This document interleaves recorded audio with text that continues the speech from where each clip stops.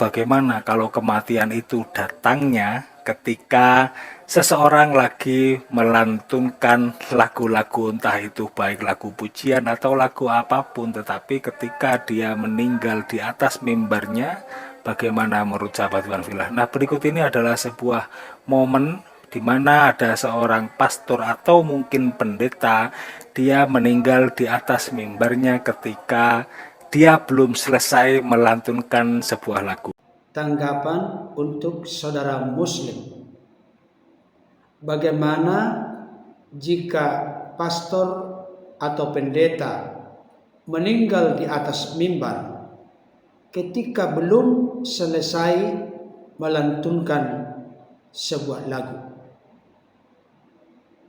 Sebelum saya memberikan beberapa catatan berharga dan penting terkait dengan hal ini, saya mendorong supaya menonton sampai tuntas sehingga memiliki pemahaman yang utuh dan lengkap dan tidak menjadi salah mengerti. Sebelumnya, mari kita menyaksikan dulu yang berikut ini. Assalamualaikum warahmatullahi wabarakatuh. Kematian adalah perkara yang pasti datang kepada semua makhluk, termasuk kepada malaikat pencabut nyawanya sendiri, yaitu Israel. Beliau akan menjadi satu-satunya makhluk yang mati terakhir kali dan mencabut nyawanya sendiri. Begitu dalam pemahaman Islam. Sahabat Iwan Filah, ada sekali banyak kematian yang kita cemburui di umat muslim, yaitu kematian yang husnul khotimah. Misalkan ada seorang dai yang ketika sujud kapan hari, ya dia kemudian meninggal ketika sholat tarawih pertama. Ada juga dai yang ketika dia meninggal sedang melakukan tausiah, ya, di muka umum, dicabut nyawanya oleh Allah. Kematian-kematian seperti inilah yang dicemburui oleh semua makhluk ciptaan Allah, karena mati syahid itu mendapatkan jaminan langsung oleh Allah, yaitu berupa jannah. Lalu bagaimana kalau kematian itu datangnya ketika seseorang lagi melantunkan lagu-lagu, entah itu baik lagu pujian atau lagu apapun, tetapi ketika dia meninggal di atas mimbarnya, bagaimana menurut sahabat Iwan Filah? Nah, berikut ini adalah sebuah momen di mana ada seorang pastor atau mungkin pendeta, dia meninggal di atas mimbarnya ketika dia belum selesai melantunkan sebuah lagu. Baik, Bapak Ibu Saudara, tadi kita sudah menyimak dan sekaligus mendengarkan penjelasan dari seorang saudara kita yang beragama Islam. Secara prinsip dan juga sebagai sebuah catatan, saya tidak sedang mengintervensi atau mencampuri doktrin, ajaran, keyakinan, dan keimanan dari saudara kita Muslim. Itu terserah kepada mereka. Sekalipun dalam kalimat yang diungkapkan oleh saudara kita Muslim tadi ada kesamaan tetapi ada juga perbedaan. Saya tidak akan membahas terkait dengan perbedaan itu, tapi akan menunjukkan kepada kita persamaannya. Di mana persamaannya? Tadi ketika saudara kita seorang Muslim berkata kematian adalah perkara yang pasti datang kepada semua makhluk. Tentu orang-orang Kristen sependapat dengan pernyataan demikian. Karena realita kenyataannya, siapapun manusia yang hidup di tengah-tengah dunia ini, pasti ada masa, ada saat dan waktunya. Yang lahir akan mengalami kematian. Tinggal menunggu antrian kita masing-masing, dan kita tidak tahu kapan kita akan selesai di dunia yang sementara ini. Itu merupakan rahasia, misteri dari Tuhan Sang Pemberi hidup kepada kita. Terkait dengan kematian, kita tidak bisa melihat apakah orang itu sudah punya uban, atau apakah orang itu masih anak-anak, atau baru lahir, atau remaja pemuda. Tidak. Kematian bisa menghampiri siapapun, dan kita tidak tahu kapan kita akan mengalami kematian. Tetapi ada hal yang menjadi kepentingan bagi saya untuk membahas pernyataan dari saudara kita Muslim ini, di mana beliau membuat narasi dengan menunjukkan satu video seorang pendeta yang sedang bernyanyi oleh karena terkait dengan hak cipta atau terkait dengan layak tidak layak, maka saya tidak memperdengarkan kepada Bapak Ibu Saudara suara dari sang pastor atau pendeta yang bernyanyi. Beliau bernyanyi Amazing Grace. Beliau bernyanyi lagu rohani, tapi memang di akhir dari beliau belum tuntas menyanyikan, setelah overtone, nada dinaikkan, beliau akhirnya mengalami kematian. Saudara dikasih Tuhan, kematian seorang pastor, pendeta, atau siapapun di atas mimbar atau dimanapun, hal itu bukan menjadi inti pokok dari iman Kristen. Tetapi memang sangat indah dan luar biasa ketika seorang pastor atau pendeta yang tadi sudah saya tunjukkan videonya sebagai video atau gambar dari narasi saudara kita Muslim membuat pernyataannya. Itu sangat indah dan luar biasa. Bukan fokus kepada apakah tuntas selesai menyanyikan, bukan di situ intisarinya. Intisari pertamanya adalah beliau meninggal di saat beliau memuji, menyembah, meninggikan, memuliakan Tuhan. Ini sangat luar biasa dan indah. Bagaimana kalau misalnya seseorang itu meninggal dan mengaku dia orang beragama, tapi dia meninggal di hotel dengan selingkuhannya? Benarkah hal itu menunjukkan dia punya iman yang benar, iman yang menyelamatkan, iman yang sejati? Kita tidak sedang menghakimi seseorang, tetapi Yesus pernah berkata pohon itu dikenal baik dari buahnya. Hasilkanlah buah yang sesuai dengan pertobatan. Iman tanpa perbuatan pada hakikatnya adalah mati. Iman tanpa perbuatan pada hakikatnya adalah kosong.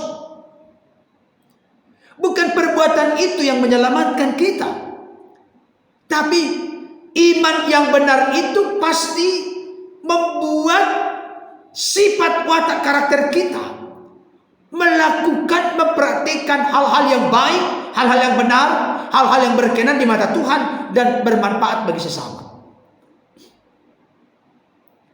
Adalah satu hal yang sangat membanggakan ketika seseorang itu misalnya meninggal saat dia memuji, menyembah Tuhan, apakah di mimbar, apakah di rumah.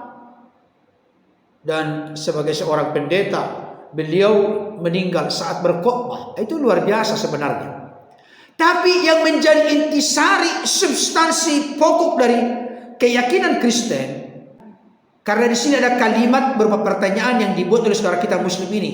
Bagaimana kalau kematian itu datangnya ketika seseorang lagi melantunkan lagu pujian, tapi ketika dia meninggal di atas mimbar belum selesai menyanyikan lagu itu?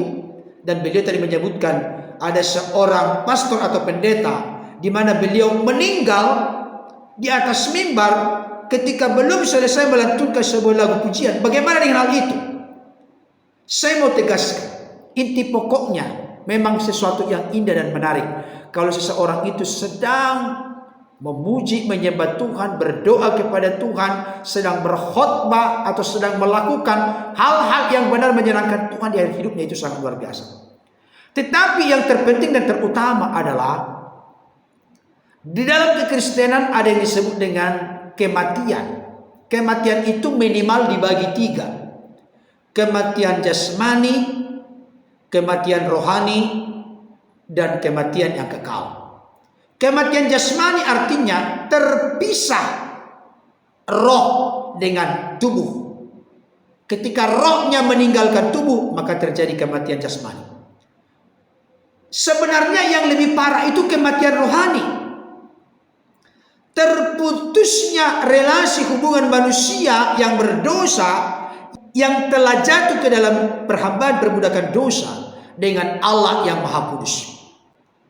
Kematian rohani ini tidak bisa diperbaiki oleh manusia dengan hukum, syariat, aturan-aturan, amal saleh, perbuatan baik, atau dengan beragama. Kematian rohani dalam perspektif Kristen hanya bisa dipulihkan melalui nuzul turunnya Sang Firman mengenakan tubuh kemanusiaan yang bernama Yesus Kristus, di mana Dia rela mati di kayu salib untuk menebus manusia yang tidak berdaya mengatasi dosanya. Tapi kematian Yesus di kayu salib menebus dan menyelamatkan manusia dari dosa, kematian kekal, dan dari jeratan kuasa iblis. Di dalam kekristenan ada yang disebut dengan 1 kali lahir, 2 kali mati. Tetapi ada juga 2 kali lahir, 1 kali mati. Artinya apa?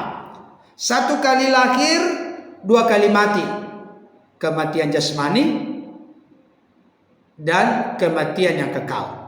Jadi pertama tadi kematian jasmani, kedua kematian rohani, ketiga kematian kekal. Kematian kekal itu dalam istilah Alkitab disebut dengan kematian yang kedua.